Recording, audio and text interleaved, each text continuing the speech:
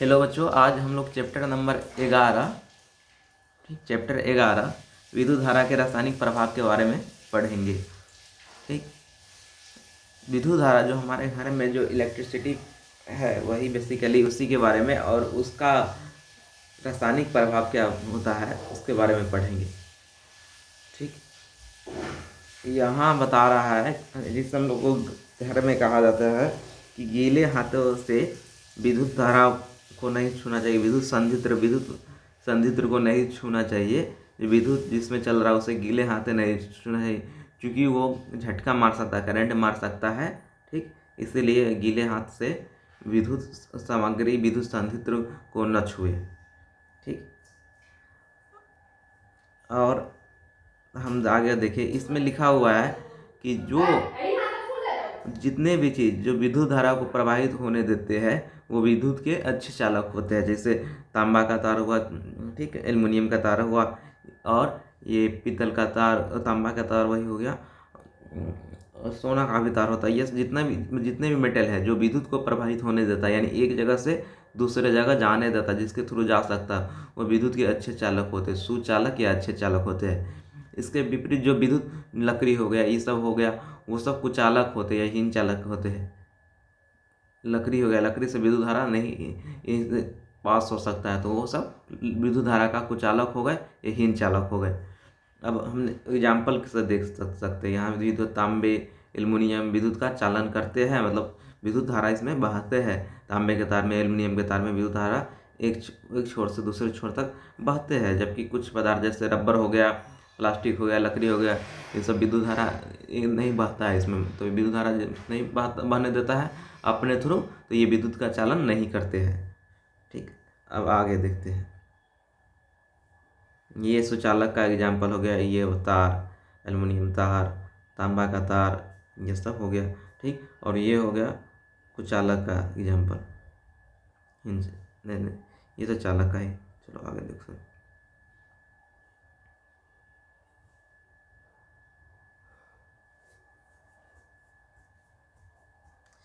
एक संपरिक्षित्र सिरों के क्षण भर के लिए एक दूसरे से स्पर्श कराइए। ऐसे करते ही संपरिक्षित्र का परिपथ पूरा हो जाता है और बल्ब दीप्त हो जाना चाहिए। तथापि यदि बल्ब दीप्त नहीं हो तो इसका अर्थ है कि संपरिक्षित्र कार्य नहीं कर रहा है। संपरिक्षित्र यहाँ एक एग्जाम्पल है, संपरिक्षित्र के द्वारा एक एग्जाम्पल ये, मतलब दोनों बैटरी है, इधर इसमें रजिस्टर में एक बल्ब लगा हुआ है, और यहाँ संपरिक्षित्र के सिरों क्षण भर के लिए एक दूसरे से स्पर्श कराइए। ये संपरिक्षित्र एक बना है, यहाँ बल्ब लगा हुआ है इसमें, ठीक ना, और यहाँ एक दूसरे से स्पर्श कराने के लिए इस छोर से इस छोर को स्पर्श कराने के लिए बोल रहा है। और बोल रहा है कि बल्ब दीप्त, मतलब बल्ब दीप्त हो जाना चाहिए, मतलब बल्ब जल जाना चाहिए। तो बल्ब दीप्त नहीं होता तो इसका अर्थ है संपरिक्षित्र कार्य नहीं कर रहा है। बल्ब नहीं जल रहा है, इसका मतलब संपरिक्षित्र कार्य नहीं कर रहा है। बल्ब जल रहा है तो संपरिक्षित्र कार्य कर रहा है। चलिए और आगे देखते हैं। इसका अपने संपरिक्षित्र की जांच करते समय इसके तारों को स्वतंत्र सिरों को केवल कुछ क्षणों से अधिक स्पर्श न कराए, अन्यथा बैटरी के सेल अत्यंत शीघ्रता से समाप्त हो जाएंगे। अच्छा, ये जो है संपरिक्षित्र को टेस्ट करने के लिए बैटरी को दोनों सिरों को थोड़ा देर के लिए ही सटाए, नहीं तो मतलब जो बैटरी पूरा जो ख़त्म हो सकता है, यही चेतावनी दे रहा है तुरंत। अब आगे, जब संपरिक्षित्र के दोनों सिरों के बीच द्रव्य से विद्युत धारा प्रवाहित होने देता है तो संपरिक्षित्र का परिपथ पूरा हो जाता है। परिपथ में विद्युत धारा प्रवाहित होती है तथा बल्ब दीप्त हो जाता है। जब कोई द्रव्य विद्युत धारा को अपने से प्रवाहित नहीं होने देता है, या होना छूट गया, नहीं देता, तो संपरिक्षित्र का परिपथ पूरा नहीं होता है तथा बल्ब दीप्त नहीं होता है। तो कॉमन वाला बात है, बल्ब दीप्त होगा यानी बल्ब जलेगा तो वो संपरिक्षित्र जो है पूरा है, संपरिक्षित्र का परिपथ पूरा है। बल्ब नहीं जला तो संपरिक्षित्र का परिपथ पूरा नहीं है, कहीं ना कहीं टूट फूट है उसमें। चलो आगे देखते हैं। विद्युत धारा के उष्मीय प्रभाव के कारण, अच्छा, विद्युत धारा में जो ऊष्मा जो हो जाता है ऊष्मीय प्रभाव के कारण बल्ब का तंतु उच्च ताप तक गर्म होकर दीप्त हो जाता है, जलने लगता है, चमकने लगता है। विद्युत धारा के ऊष्मीय प्रभाव, विद्युत धारा देखता होगा कि जब हम लोग जिस तरह से विद्युत धारा पास करवाते हैं, लाइन कट जाता भी है तो बहुत बार वो तार गर्म हो जाता है, मतलब गर्म हो जाता है। अगर अधिक विद्युत धारा उससे पास कराया जाए तो इसका मतलब विद्युत धारा मतलब ऊष्मा भी उत्पन्न करता है। इससे अब ठंडा आया तो विद्युत धारा इसमें से ही बहुत सारे लोग हीटर लगाकर मतलब आग सेकना जो होता है, हाथ सेकने का काम करते हैं और मतलब रूम गर्म रखने का काम करते हैं। तो ये कैसे होता है? बेसिकली विद्युत धारा ऊष्मा का प्रभाव भी शो करता है। तो वही विद्युत धारा का ऊष्मीय प्रभाव के कारण बल्ब के तंतु है, बल्ब के अंदर जो तंतु है उच्च ताप मिलता है तो गर्म हो जाता है, गर्म होकर दीप्त हो जाता है, चमकने लगता है। तो वही कहते हैं कि बल्ब जल गया।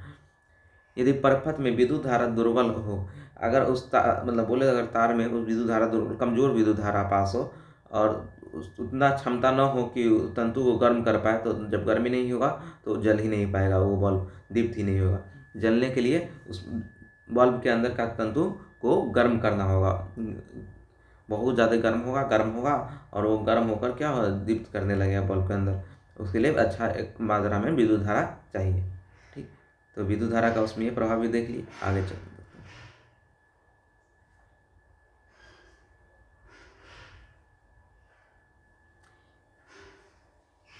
यद्यपि कोई पदार्थ विद्युत का चालन कर सकता है, परंतु यह संभव है कि वह धातु भांति आसानी से विद्युत का चालन न कर पाता है, जिसके कारण संपरिक्षित्र का परिपथ तो पूरा हो जाता है, लेकिन फिर भी इसमें प्रवाहित विद्युत बल्ब को दीप्त करने के लिए दुर्बल हो सकती है। ये कहना चाह रहा है कोई पदार्थ विद्युत का चालन कर सकता है, परंतु यह संभव है कि धातु की भांति आसानी से विद्युत का चालन नहीं। धातु जो हो गया, एल्युमिनियम का तार हो गया, कॉपर का तार हो गया, जो तार हो गया वो तार की तरह कोई और पदार्थ विद्युत का चालन नहीं कर सकता, उतना अच्छा से नहीं, मतलब कर सकता है लेकिन उतना अच्छा से नहीं कर पाएगा, जिसके कारण बल्ब नहीं जलता है। ठीक, जिसके कारण संप्रेषित का परिपथ तो पूरा हो जाता है, लेकिन फिर भी इसमें विद्युत बल्ब नहीं जलता है। ठीक, तो आगे देखते हैं। ये पहले भी पढ़ चुके हैं। विद्युत सेवंत का है, विद्युत धारा चुंबकीय प्रभाव उत्पन्न करता है। जब किसी तार में विद्युत धारा प्रवाहित होती है तो उसके पास रखी चुंबकीय सुई पर क्या प्रभाव पड़ता है? विद्युत धारा के बहुत दुर्बल होने पर भी चुंबकीय सुई में विक्षेप देखा जा सकता है। अच्छा, अब तो अधिक विद्युत धारा होगा तो हम देख लिए कि उसमें अधिक विद्युत धारा उस तार में पास कर रहा है तो बल्ब जल गया। अगर बहुत कम विद्युत धारा पास कर रहा है तो बल्ब नहीं जलेगा। लेकिन ये कैसे पता चलेगा कि इसमें बहुत कम विद्युत धारा पास कर रहा है? इसके लिए एक वैज्ञानिक ने एक तरीका खोजा कि यहाँ वो तरीका है, ये जो है तार, ये वाला जो तार डिजाइन किया, ये वाला यहाँ बीच में एक बैटरी लगा दिया, ये वाला बैटरी लगा दिया। ठीक, और यहाँ एक अन्य संप्रेक्षित्र तैयार किया। ठीक, और बीच में जो है तार, ये डिब्बी है, मान लो ये डिब्बा कोई मतलब माचिस का डिब्बा ही समझ लो, उस पर तार, यही तार इस पर लपटा हुआ है और इसके अंदर जो है माचिस का खाली डिब्बा ऊपर नीचे हटाकर मैग्नेट डाला हुआ, मैग्नेट मतलब चुंबक डाला हुआ, चुंबक का पतला छड़ डाला हुआ। जब हाँ, ठीक, अब इसके द्वारा पता चल जाता है, वो बताते हैं कैसे पता चलेगा।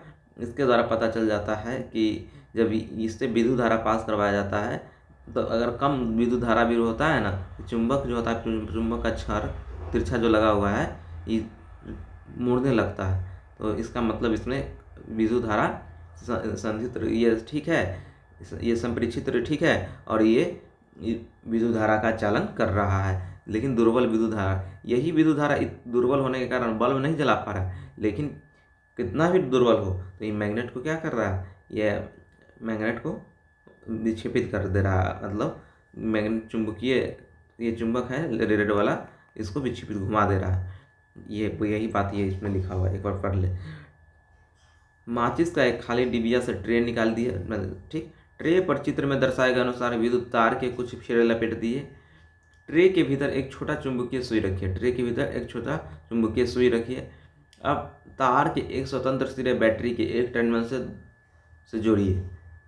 हाँ, तार के स्वतंत्र से एक टर्मिनल, ये बैटरी के एक टर्मिनल ये हुआ, एक टर्मिनल ये हुआ, स्वतंत्र सिरे से एक टर्मिनल इधर जोड़ दीजिए और दूसरा टर्मिनल इधर जोड़ दीजिए।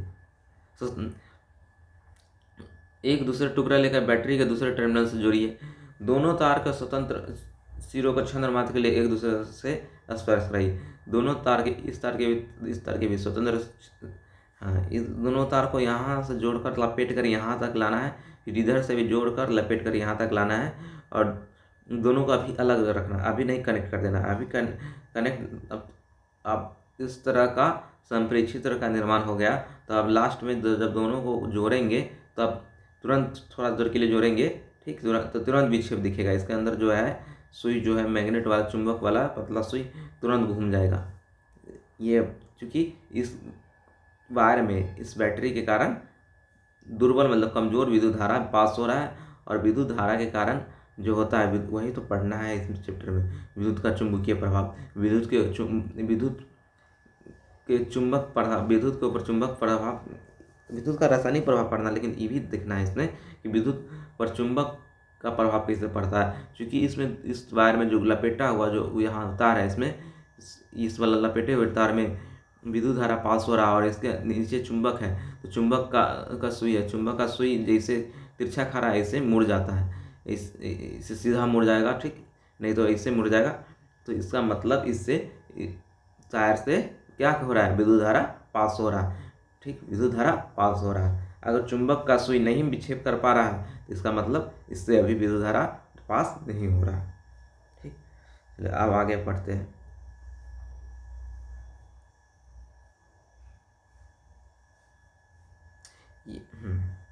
यहाँ कहा कुछ द्रव विद्युत के चालक होते हैं, यानी चालक विद्युत का चालन करते हैं, जबकि कुछ हीन चालन यानी नहीं चालन करते हैं, ठीक।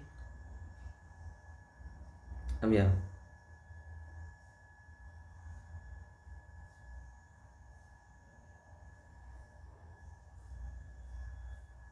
अच्छा देखते, जैसे आसु जल को शुद्ध जल भी कहते हैं। शुद्ध जल विद्युत का चालन नहीं करता है। शुद्ध जल ये नहीं हम लोग पीते, वो भी शुद्ध जल नहीं है, उसमें भी लवण बहुत सारा चीज़ मिला हुआ रहता है, ठीक। लेकिन जो शुद्ध जल जो होता है, डिस्टिल वाटर जो एक होता है, वो विद्युत का चालन नहीं करता है। लेकिन जब इससे हम शुद्ध जल में नमक घोल देंगे तो वो फिर विद्युत का चालन करने लगेगा। वही बात लिखा हुआ, जब हम अशुद्ध जल में यानी शुद्ध जल में नमक घोलते हैं तो हम नमक का घोल का प्राप्त होता है, और यह विद्युत का अच्छा चालक है। यहाँ वही बात लिखा हुआ। यहाँ क्या लिखा हुआ, वास्तव में विशेष परिस्थितियों में अधिकांश पदार्थ विद्युत का चालन कर सकते हैं। बहुत सारा पदार्थ विद्युत का चालन कर सकते हैं, यानी उससे विद्युत धारा प्रभावित। यही कारण है कि पदार्थों को चालक तथा विद्युत रोधियों के रूप में वर्गीकृत किया जाता है। यही कारण है कि पदार्थों का चालन तथा विद्युत रोधियों के रूप में वर्गीकृत करने की अपेक्षा अच्छे सुचालक तथा हीन चालकों के रूप में वर्गीकृत करने के अधिक मान्यता दी जाती है। हीन मतलब न चालन, जो विद्युत का चालन न करता हो। अब आगे हम लोग देखते हैं। हाँ, जो जल हम नलों, हैंडपंपों, कुओं, तेल आदि से प्राप्त होता है वह शुद्ध नहीं होता। हम तो अभी बोले ही, जो हम लोग पीते हैं, नलों से निकालते हैं, हैंडपंपों से निकालते हैं, कुआं से निकालते हैं, वो शुद्ध जल नहीं होता। और शुद्ध जल में विद्युत का चालन होगा, यानी विद्युत का झटका लग सकता है। इसलिए बोलते हैं गीले पैर क्या गीले हाथे विद्युत को न छुए, झटका लग सकता है, ठीक। और आगे देखते हैं।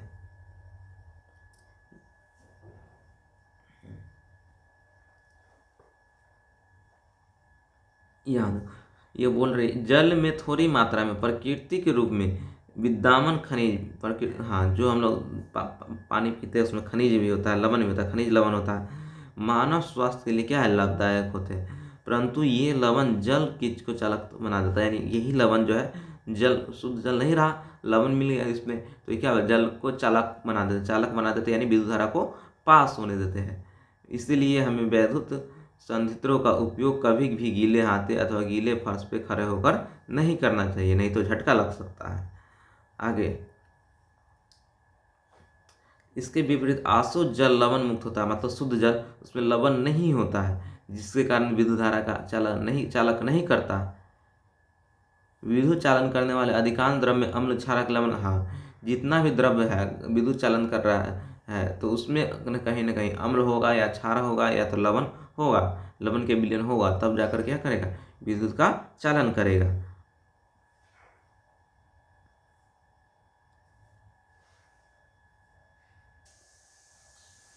अब हम लोग विद्युत धारा के रासायनिक प्रभाव के बारे में, मतलब विद्युत धारा कैसे रासायनिक प्रभाव उत्पन्न करते हैं उसके बारे में, ये एक क्रियाकलाप है, इसके द्वारा समझेंगे कि विद्युत धारा रासायनिक प्रभाव इससे उत्पन्न करता है। ये जो इलेक्ट्रोड क्षर है, मतलब हम चाहे तो जो बैटरी मोटा वाला आता है 20 रुपये वाला गोला वाला, उसमें अगर ख़त्म हो गया जो बैटरी, तो उसमें से दो गो जो होता है लंबा लंबा बीचों बीच होता है, उसको निकाल लेंगे। ये कार्बन का 2 गो क्षर, इलेक्ट्रोड क्षर, इसके ऊपर मेटल कोई धातु जो होता है, एल्युमिनियम हो गया या कोई भी, 2 गो लगा देंगे, ठीक। और ये जो बर्तन लिए हुए हैं, ये ध्यान रखना कि कोई मेटल का ना हो, मेटल धातु का ना हो, ये मतलब प्लास्टिक का हो या गिलास या तो कांच का हो, ठीक। प्लास्टिक का ये वाला जो है बाहर वाला प्लास्टिक का होना चाहिए, या तो कांच मतलब शीशा का होना चाहिए, ये बाहर वाला, ठीक। और इसमें क्या किए, इस प्लास्टिक के गिलास में या कांच के गिलास में क्या किए, पानी भर दिए। लेकिन ये इलेक्ट्रोड का क्षर, ये इलेक्ट्रोड का क्षर, ये दोनों इलेक्ट्रोड का क्षर है, मतलब कार्बन वाला क्षर, और इसके ऊपर धातु लपेटा हुआ है। और इलेक्ट्रोड के धातु वाला जो टोपी है उससे नीचे ही पानी रखना है।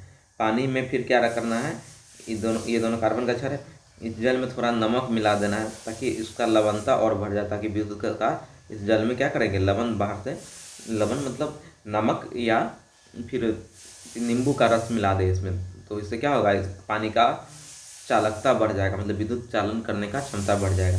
और आगे थोड़ा सा देखिए तो अब इस तार को जोड़ते हुए, इस तार को यहाँ से लेते हुए ये वाला, फिर इस तार को, दोनों तार को एक छोर यहाँ इस बैटरी के एक छोर से जोड़ते, इसको एक छोर से जोड़ते, ठीक।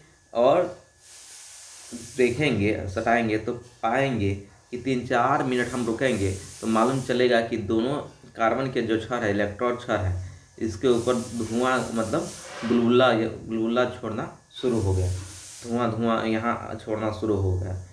तो ये काहे होता है, बेसिकली मतलब विद्युत पानी में अपना रासायनिक प्रभाव दिखाना शुरू कर दिया, ठीक। अब यही बात ये पूरा लिखा हुआ है, ठीक। ठीक, यहाँ 3-4 मिनट प्रतीक्षा करेंगे तो इलेक्ट्रोड को ध्यानपूर्वक देखेंगे, वही इलेक्ट्रोड, दो जो कार्बन का इलेक्ट्रोड है उसमें, ठीक। ध्यानपूर्वक जब देखेंगे तो हम पाएंगे, क्या पाएंगे कि बुलबुला दिख रहा है, तो हाँ वहाँ बुलबुला दिख रहा है, ठीक। और बुलबुला दिख रहा है तो वही बात, यही वैज्ञानिक बताया, कौन, विलियम निकलसन ने, कि जहाँ यदि इलेक्ट्रोड जल में डूबे हो तो इनके द्वारा विलयन से विद्युत धारा प्रवाहित की जाए तो ऑक्सीजन तथा हाइड्रोजन के बुलबुला, किसका, वो बुलबुला जो उत्पन्न होता है ऑक्सीजन तथा हाइड्रोजन के बुलबुला होता है, बुलबुले उत्पन्न होते हैं। ऑक्सीजन के बुलबुले बैटरी के धन टर्मिनल से जुड़े इलेक्ट्रोड पर, ऑक्सीजन से जुड़े बुलबुले, ऑक्सीजन के बुलबुले जो होता है बैटरी के धन टर्मिनल से जुड़े इलेक्ट्रोड पे होता है ऑक्सीजन, यानी जो ऑक्सीजन वाला बुलबुला होता है, हाइड्रोजन वाला, तो ऑक्सीजन वाला बुलबुला जो होता है वो जाके बैटरी के मतलब पॉजिटिव टर्मिनल, 2 पार्ट होता है बैटरी का, एक पॉजिटिव एगो निगेटिव, तो ऑक्सीजन वाला जो होता है, ये पॉजिटिव, ऑक्सीजन वाला जो होता है पॉजिटिव पार्ट पे जाकर, पॉजिटिव पार्ट वाले टर्मिनल पे बुलबुला छोड़ता है, और जो बच गया निगेटिव पार्ट पे वो हाइड्रोजन वाला बुलबुला छोड़ता है, जो हाइड्रोजन वाला बुलबुला छोड़ता है वो निगेटिव पार्ट पे, ठीक। अब आगे देखते हैं, इसी का प्रयोग कर एक ये बनाया गया है, ठीक। एक और प्रयोग है विद्युत रासायनिक का, इसमें ये वाला बैटरी है, ठीक, और ये वाला वही माचिस की खाली डिब्बा है, उसमें से माचिस सब निकाल दिया गया है और बीच में विद्युत चुंबक डाला गया है और इस पर बार बार तार लपेटा गया घुमा कर, ठीक, बार बार तार लपेटा गया है, और बैटरी के एक छोर से इधर से तार गया है और एक छोर से इधर तार गया है, दोनों ओर तार गया है।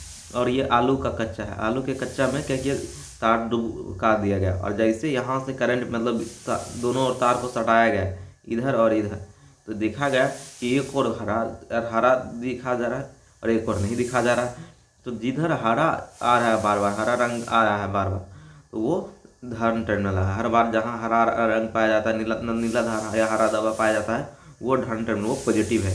अभी बोले बैटरी का 2 छोर होता है, एक पॉजिटिव और निगेटिव, यानी ये हरा आ रहा है तो ये वाला छोर बैटरी का पॉजिटिव है, ये बैटरी का 2 छोर होता है, पॉजिटिव, जो बच गया वो निगेटिव। ये वाला छोर बैटरी का निगेटिव है, ये वाला छोर बैटरी का पॉजिटिव है। ठीक, तो हर जहाँ जिस छोर से आलू बैटरी के दोनों छोर से हम अगर आलू के मतलब तार को सटाते हैं तो आलू के एक और यहाँ हरा हरा आएगा तो वो पॉजिटिव टर्मिनल है, हरा या नीला धब्बा आएगा तो, और दूसरे और जो नहीं आएगा वो निगेटिव टर्मिनल है। पॉजिटिव मतलब सकारात्मक छोर है और ये निगेटिव मतलब ऋणात्मक छोर है। आगे आप देखते हैं।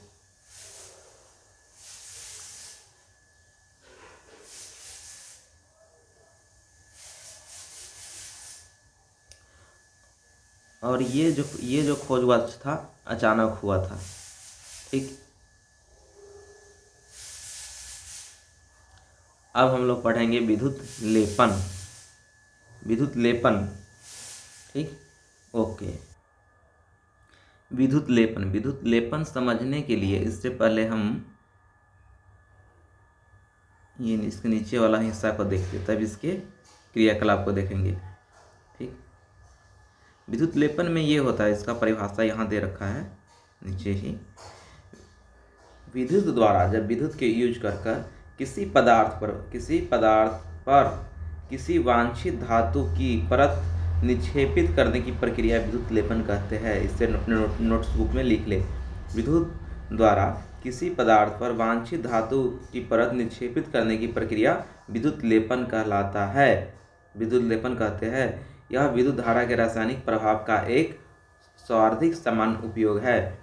बेसिकली हम लोग पहले इसी को पढ़ लेते हैं। ठीक, जैसे हम लोग जाते हैं आभूषण लेने तो बहुत सारा तो सोना का आभूषण होता है और चांदी का आभूषण होता है। ठीक, वो ले लेते, वो तो प्योर हो गया। लेकिन बहुत सारा चांदी की तरह चमकता है, सोना की तरह चमकता है, लेकिन वो ना तो चांदी का होता है ना तो सोना का होता है। उस पर उसका परत जमाया हुआ होता है, लेपन किया रहता है। ठीक, तो वो लेपन जो धातु से किया रहता है तो इसलिए चांदी की तरह चमकता है और सोना की तरह चमकता है और सस्ता मिल जाता है। और इसी तरह यहाँ और उदाहरण है। इस उदाहरण के लिए जैसे कार के कुछ भाग, स्नान गृह की टोटी, गैस बर्नर, साइकिल का हैंडल, पहियों का रिम आदि, ये क्रोमियम का लेपन, उस पर क्रोमियम का लेपन होता है। क्रोमियम बहुत महंगा मिलता है, लेकिन वो उसके ऊपर क्रोमियम जो अंदर जो धातु होता है वो सस्ता होता है, उसके ऊपर क्रोमियम का परत चढ़ा दिया जाता है लेपन, ताकि चमके। क्रोमियम की परत निक्षेपित कर दिया जाता है। अगर पूरा क्रोमियम से बनाने लगे तो बहुत ज़्यादा महंगा हो जाएगा और सब आदमी नहीं ले पाएंगे, उतना मार्केट में बिकेगा भी नहीं। इसीलिए जो धातु का जो सस्ता धातु है, सस्ता और मजबूत धातु एल्युमिनियम का बना लेते हैं और उसके ऊपर क्रोमियम का लेप चढ़ा देते हैं।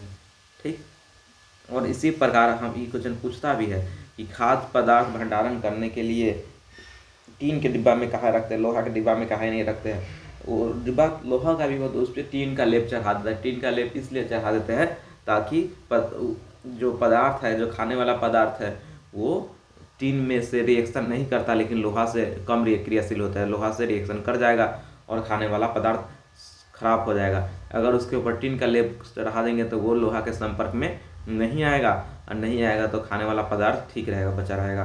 खाने वाला पदार्थ टीन से न के बराबर रिएक्ट करता है। रिएक्ट करना मतलब लोहा में कुछ डाले खाना का बना हुआ चीज़, और उसमें क्या करेगा, रिएक्ट कर जाएगा, मतलब खाना खराब भी हो जाएगा। इसलिए टीन के बर्तन में भी डालते, एक कारण ये भी है। अब आगे देखते हैं। इसलिए पुल जो बनता है लोहा, बड़ा बड़ा लोहा का बनता है, बहुत बड़ा, लेकिन उसमें जंग लग सकता है। तो जंग लगने से बचने के लिए उस पर लोहे के ऊपर जंग लगने से बचने के लिए लोहे के ऊपर पूछता है किसका परत चढ़ाते हैं, तो जिंक का परत उसके ऊपर चढ़ाते हैं। ठीक, ये भी पूछता है। ठीक, अब हम लोग पढ़ेंगे ये क्रियाकलाप विद्युत लेपन। ठीक, विद्युत लेपन, ये 2 तांबा का प्लेट है। ठीक, वो इससे पहले लिए थे कार्बन मेटल का प्लेट और यहाँ ले रहे तांबा का प्लेट।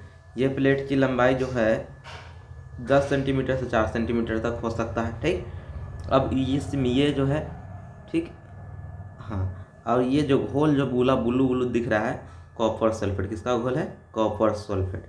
ठीक, इसमें जल भी मिलाया हुआ है। अब शुद्ध जल, अशुद्ध जल मतलब शुद्ध जल, जो कुआं का जल नहीं, या क्या कहते हैं, इसका जल नहीं, जो हम लोग पीते वो जल नहीं, अशुद्ध जल होता है जिसमें लवण ववन कुछ नहीं होता। और उसमें क्या मिला रहा है? कॉपर सल्फेट मिला रहा है। ठीक, कॉपर सल्फेट के साथ कुछ बूंद क्या मिला रहा है? सल्फ्यूरिक अम्ल। कॉपर सल्फेट और सल्फ्यूरिक अम्ल, सल्फ्यूरिक अम्ल का कॉपर सल्फेट और ये सल्फ्यूरिक अम्ल कुछ बूंद इसलिए डाल रहे हैं ताकि ये जो जल है, इस जल का चालन बढ़ जाए, यानी विद्युत को अच्छा से पास करने दे। ठीक, अब इस दोनों प्लेट के एक छोर, दोनों को बैटरी के एक एक छोर से क्या करेंगे? ये पास लाएंगे। और ठीक, अब पास लाएंगे, उसके बाद उसको दोनों छोर से बैटरी को क्या करेंगे, मतलब जोड़ देंगे। दोनों तार को, बैटरी के दोनों छोर से दोनों तार को क्या करेंगे? जोड़ देंगे और 15 मिनट छोड़ देंगे तो मालूम चलेगा कि एक जो कॉपर प्लेट है ना, वो मतलब हल्का हल्का पिघलने लगा और एक कॉपर प्लेट के ऊपर जमा होने लगा। बेसिकली इसमें जो कॉपर सल्फेट का जो घोल लिए है, तो इसमें एक पॉजिटिव प्लेट होता है, एक निगेटिव प्लेट होता है। तो जो पॉजिटिव प्लेट होता है, यहाँ स्पष्ट लिखा हो, कॉपर तांबे बैटरी ऋण टर्मिनल से संयोजित इलेक्ट्रोड की ओर आकर्षित होता है तथा उस पर निक्षेपित हो जाता है। ऋण टर्मिनल है यानी जो एक निगेटिव प्लेट है, मान लिए ये हाँ निगेटिव प्लेट है, ये पॉजिटिव प्लेट है। ठीक, तो कॉपर तांबे बैटरी ऋण टर्मिनल से संयोजित इलेक्ट्रोड की ओर आकर्षित होने लगता है। यानी कहने का कॉपर तांबा बैटरी के ऋण टर्मिनल से संयोजित इलेक्ट्रोड की, ये ऋण टर्मिनल से संयोजित इलेक्ट्रोड ये हुआ निगेटिव, इससे मतलब इससे जुड़ा हुआ, इससे जुड़ा निगेटिव वाला से जुड़ा हुआ, ये वाला निगेटिव वाला से जुड़ा हुआ, ये वाला इलेक्ट्रोड हुआ, ये वाला इलेक्ट्रोड हुआ। और इस पर आकर क्या होने लगता है? इस पे ये इस घोल, जो कॉपर का घोल है, इस पे आकर क्या होने लगता है? जमने लगता है, इस पर निक्षेपित होने लगता है। यानी इसका भार, इस प्लेट का भार बढ़ने लगेगा। क्या आकर्षित होता, अतः उस पर क्या हो जाता है? निक्षेपित, मतलब आकर पर जम जाता है इस वाला प्लेट पे। जब जम जाता है, ठीक, तो अब इस पानी में कॉपर का मात्रा क्या होने लगेगा? कम होने लगेगा। तो कॉपर का मात्रा फिर कहाँ से बैलेंस होगा? तो ये वाला प्लेट से क्या होगा? ये वाला प्लेट से पानी में कॉपर का मात्रा ये वाला प्लेट से घुलने लगेगा और इस प्लेट पर जाकर कॉपर का मात्रा बढ़ने लगेगा। जो निगेटिव प्लेट है उस पर जाकर कॉपर का मात्रा बढ़ने लगेगा। यहाँ स्पष्ट वही बात लिखा, कॉपर तांबा बैटरी के ऋण टर्मिनल से संयोजित इलेक्ट्रोड की ओर आकर्षित होता है। ऋण टर्मिनल से जुड़ा इलेक्ट्रोड की ओर ये वाला कॉपर प्लेट घूलकर पानी में आएगा और इस पानी में का जो कॉपर है, पानी में का कॉपर इस पे जाएगा, इस वाला प्लेट पे, इस वाला प्लेट पे जाएगा, इस वाला प्लेट पे जाएगा पानी में का कॉपर, और इसमें से जो है कॉपर पानी में जाएगा और ये प्रक्रिया चलता रहेगा। ठीक, और तो यानी ये इसी को विद्युत लेपन कहते हैं। यानी यहाँ से एक चीज़ पिघल कर दूसरे के ऊपर परत जम रहा है। ठीक, तो इसी प्रक्रिया को विद्युत लेपन कहते हैं। क्रियाकलाप के द्वारा हमने सीखा और वही बात पूरा लिखा हुआ है और इस चीज़ को नोट कर लेंगे अपने कॉपी में। ठीक है, ओके, थैंक यू।